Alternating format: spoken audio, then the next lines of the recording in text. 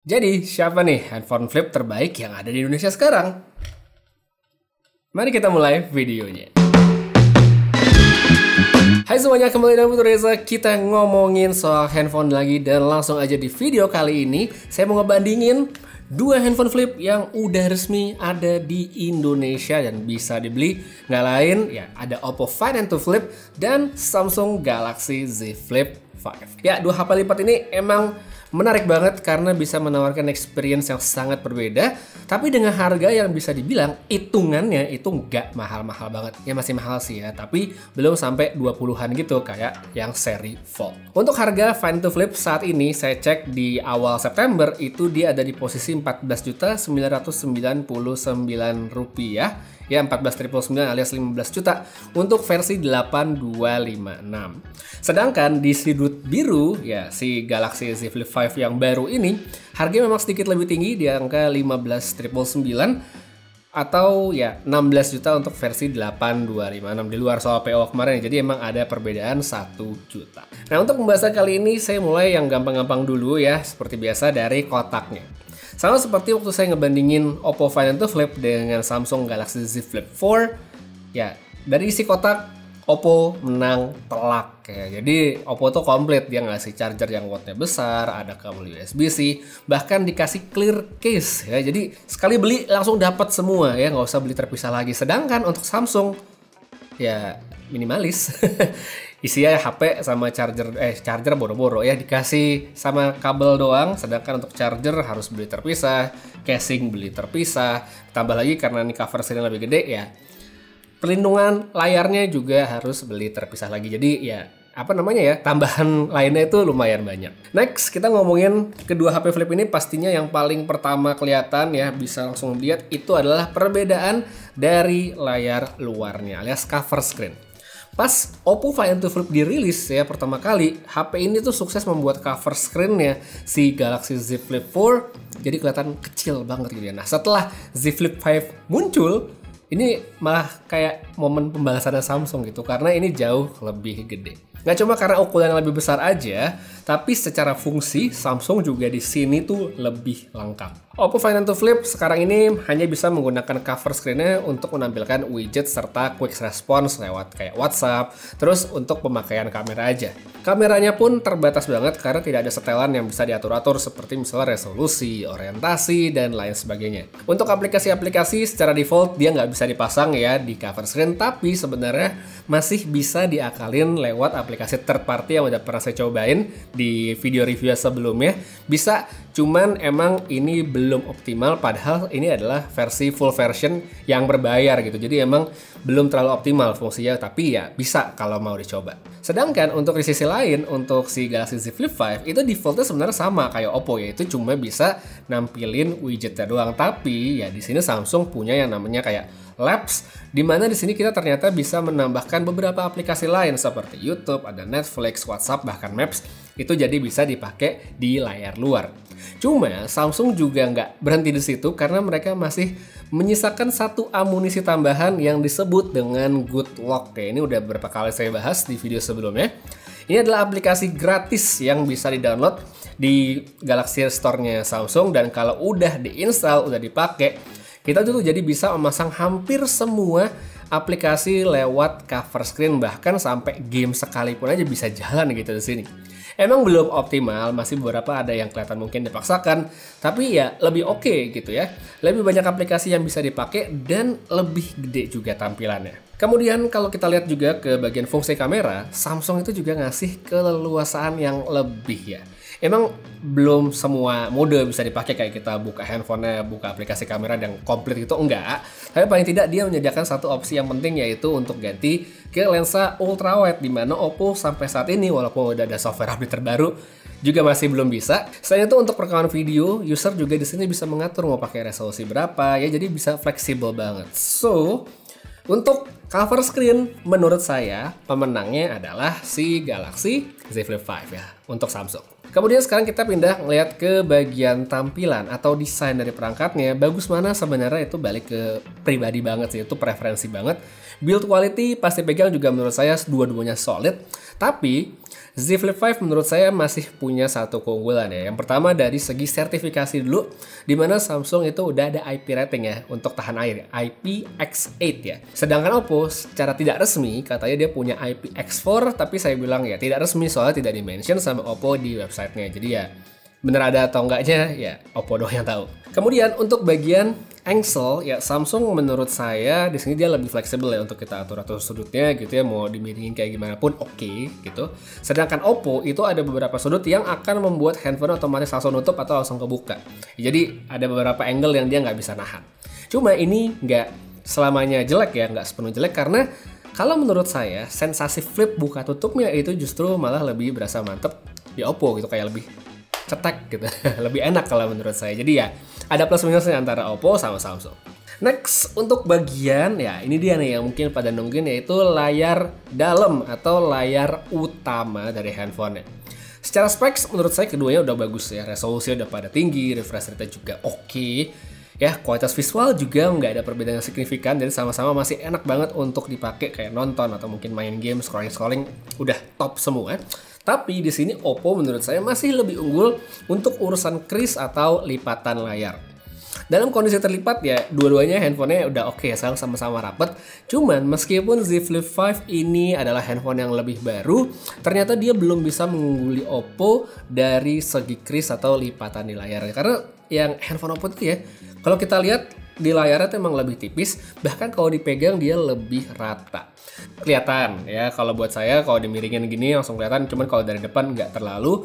Dan kalau dipegang itu berasa banget ya cekokannya. Jadi untuk di bagian ini, menurut saya Oppo masih lebih baik dibandingkan Samsung ya untuk bagian krisnya. Cuman apakah yang di Samsung jadi mengganggu secara visual? Menurut saya sih enggak ya, untuk pakaian sehari-hari. Saya yakin hanya sebagian orang aja yang mungkin akan ngeliatnya jadi kurang, sedangkan sebagian lagi mungkin nggak akan segitu pedulinya. Selain soal layar, hal lain yang mungkin akan jadi pembeda juga nih dari kedua handphone ini sebenarnya adalah di bagian specs hardware dan juga softwarenya ya. Samsung Galaxy Z Flip 5 ini menurut saya jauh lebih superior dibandingkan Oppo, karena dari segi chipset dia udah pakai yang terbaru nih, dia pakai Snapdragon 8 Gen 2 for Galaxy. RAM-nya emang sama, kapasitas internalnya juga sama, tapi emang Z Flip 5 ini ya untuk yang saya review sekarang dari segi storage dia lebih gede, karena pas saya pre-order kemarin dapat promo upgrade storage, jadi ini adalah yang 512. Dari segi benchmark, selisihnya itu nggak main-main kedua handphone ini, udah jauh banget. Tapi apakah pada pemakaian sehari-hari akan terasa signifikan? Mungkin iya bagi sebagian orang, tapi mungkin sebagian lagi tidak. Apalagi kalau buat mereka yang intensitas pemakaian handphone itu tidak tinggi-tinggi amat, atau ya pemakaiannya cuma buat sosial media, untuk foto-foto casual, dan multitasking yang sederhana. Keduanya sebenarnya masih sama-sama lancar, masih sama emang enak. Cuma kalau di sisi lain pemakaiannya kita ganti gitu ya, kegiatan yang mungkin lebih intensif kayak buat main game atau multitasking yang bisa dibilang mungkin gak wajar gitu ya. Z Flip 5 lebih bisa tetap ya, karena emang lebih powerful. Jadi ya emang ini handphone bukan untuk peruntukannya main game atau aktivitas yang berat, tapi tetap bisa digunakan dan emang mampu gitu. Selain itu secara software, Samsung tuh emang menurut saya lebih matang untuk foldable ya. Skema multitasking split screen yang lebih leluasa di handphone Samsung, begitu pula tadi yang sempat saya bahas di awal, yaitu kematangan software untuk memaksimalkan cover screen buat kameranya itu masih lebih bagus di Samsung ya. Jadi nggak lepas dari optimasi softwarenya untuk mengakomodasi kemampuan dari hardwarenya. Nah, ngomong-ngomong soal kamera nih ya, ini juga sebenarnya satu bagian yang perlu banget dibahas dari handphone ini. Di luar keterbatasan yang ada karena software untuk kameranya Oppo di cover screen, tapi Oppo-nya punya nilai jual atau daya tarik yang sebenarnya sangat oke ya, yaitu co-branding mereka dengan Hasselblad ya. Lensa utamanya 50 megapiksel dan ditemani dengan ultrawide 8 megapiksel. Nah, di tempat lain, Samsung Galaxy Z Flip 5 itu baik lensa ultrawide maupun lensa utamanya itu sama-sama 12 megapiksel aja. Terus untuk kemampuan video, Oppo bisa ngerekam 4K 30 fps dan 1080p 60 fps di kamera belakang. Sedangkan Samsung pakai kamera belakang atau kamera depan yang di dalam ini itu semuanya bisa 4K 60 fps. Untuk hasil fotonya, kedua HP ini sebenarnya bisa saya bilang bagus-bagus aja sih ya, tapi emang punya perbedaan karakter yang sangat jelas. Kalau untuk foto tanpa subjek seperti misalnya foto jalan, foto gedung, foto langit dan segala macamnya, hasilnya tuh sebenarnya mirip-mirip aja. Cuma emang dynamic range-nya pada situasi pencahayaan seperti tadi ini yang outdoor itu kadang ada bedanya. Kayak di sini ya, foto yang sekarang Oppo itu tampak pingin ngangkat bagian shadow, khususnya di bagian daun bawah ini, sedangkan Samsung kayak dibiarin. Dua-duanya sebenarnya oke, balik ke preferensi sukanya gimana. Cuma di kesempatan lain saya foto tuh ada di mana HDR Samsung tuh kayak bekerja keras banget ya untuk dapetin detail ya, kayak foto yang sekarang nih bisa lihat ya perbandingannya. Nah, untuk ngomongin detail sendiri, sebenarnya untuk keseluruhan dari banyak foto, saya sebenarnya lebih pegang Samsung sih, baik untuk subjek manusia maupun benda, karena emang lebih dapet. Emang sih, kalau ke subjek manusia itu, Samsung kelihatan lebih kontras, clarity-nya kelihatan lebih tinggi, sehingga nggak jarang beberapa foto tuh akan kelihatan lebih gelap. Cuma, kalau misalnya kita zoom in lagi nih, misalnya kita pengen lihat lebih dekat, ya emang Samsung punya detail yang lebih kaya. Nah, kayak di sini nih, ya foto saya, di Oppo itu rambut-rambut tipis di sekitar mulut saya tuh nggak kelihatan, hampir nggak kelihatan, kayak mau dihilangin gitu sama Oppo. Terus untuk skin tone juga beda banget, dimana Oppo itu cenderung lebih cerah, lebih beauty, padahal beautify-nya saya matiin gitu. Sedangkan Samsung di sisi lain kayak terlalu jujur ya, muka saya yang nggak halus ini jadi kelihatan banget. So, ya saya bisa bilang buat mereka yang mungkin lebih prefer punya foto yang kelihatan cantik-cantik, lebih bright segala macem, tanpa mungkin ya pingin foto cantik yang tidak perlu diedit lagi, out of kamera langsung jadi, kayaknya sih bakal pilih Oppo dibandingkan menggunakan kamera Samsung. Next, untuk kondisi low light ya, menurut saya lagi-lagi keduanya cakep, udah oke, tapi Oppo ini memang lebih cenderung kayak bikin fotonya kayak apa ya, pengen lebih terang gitu dibandingkan Samsung. Habis itu, Oppo juga saya lihat lebih oke kalau misalnya dia ketemu kayak lampu gitu, dimana highlightnya dibikin lebih rendah, diturunin sehingga detailnya lebih dapet, dan jadi nggak kayak blown out terang banget gitu. Untuk detail, saya masih prefer Samsung, masih lebih dapet, begitu pula dengan skin tone ya, Oppo masih kelihatan lebih cerah dibandingkan Samsung sekalipun dalam kondisi yang low light. Habis itu, kita pindah ke kamera depan, menurut saya Oppo lebih eye pleasing ya dibandingkan Samsung, lagi-lagi lebih cerah, dan saya di sini kelihatan lebih cakep dibandingkan pakai handphone Samsung. Tapi ya dua-duanya oke, balik ke preferensi sukanya yang gimana. Oke, sekarang ini buat sampel videonya dari Samsung Galaxy Z Flip 5 dan juga Oppo Find N2 Flip siang hari yang sayangnya tidak cerah lagi. Kemarin langitnya sempat biru, sekarang udah nggak biru lagi, jadi nggak bisa dapetin detail di langit belakang. Nah, tapi kalau misalnya sini bisa lihat ya, karakternya tuh berbeda banget ya, skin tone, warna. Ini baju warna kuning itu beda banget warnanya. Nah, sekarang kita bisa lihat di bagian belakang kan udah cukup rame nih, mungkin dynamic range-nya bisa kelihatan. Dan pakai kamera dalam nih, kamera depan dari Z Flip 5 sama Oppo Find N2 Flip ya di kondisi yang sama siang hari. Cuma bedanya settingan dari si Find N2 Flip tuh dia cuma mentok di 1080p aja untuk kamera depannya seperti ini, sedangkan Samsung itu sebenarnya bisa sampai 4K ya. Jadi di videonya saya turunin settingannya ke 1080p untuk Flip 5 supaya nyamain aja gitu, jadi kita bisa lihat perbandingan kualitas dari settingan yang sama. Sekarang kita coba untuk video di dalam ruangan. Saya coba di kamar aja dengan kondisi satu lampu, dan bisa dilihat di sini sebenarnya Oppo punya performa yang lebih bagus ya, lebih terang videonya tuh. Lihat ya, Samsung gelap banget, Oppo lebih terang. Sini juga, nah tuh kelihatan banget perbedaannya antara Oppo dengan Samsung. Saya nggak salah nyebut kan? Ya bener. Untuk lampunya sendiri itu cuma satu di atas ya, itu dia. Sini juga bisa lihat, coba lihat dari segi warnanya.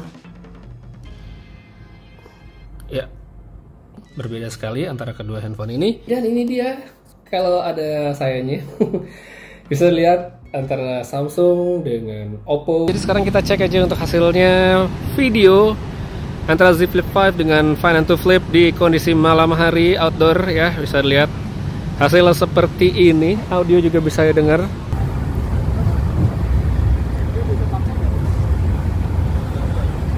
Noise-nya di belakang sana bisa kelihatan. Oke. Ya, saya juga bisa lihat tuh gedung-gedungnya, city light-nya. Habis ini kita pindah ke kamera depan. Oke, jadi ini untuk kamera depan. yang mana sebenarnya dua-duanya nggak perlu sih ya. Tapi kalau pengen lihat aja hasilnya seperti ini, Fan and to Flip dengan Z Flip 5 ya. Ini kalau kita lihat detail muka masih pakai kamera utamanya Z Flip 5 dengan Fan and to Flip. Nah, itu dia buat lampu-lampunya, bisa lihat di belakang bagusan mana. Saya tidak bisa menilai soal sekarang ini ngeliatnya dari layar handphone yang mana pastinya beda kualitasnya. Jadi silakan dicek sendiri. Oke atau enggaknya tulisan di bawah aja pilihan kalian. Jadi meskipun Samsung Galaxy Z Flip 5 ini adalah produk yang lebih baru, ternyata dia tidak otomatis menjadi 100% lebih bagus, lebih superior dibandingkan Oppo Find N to Flip ya.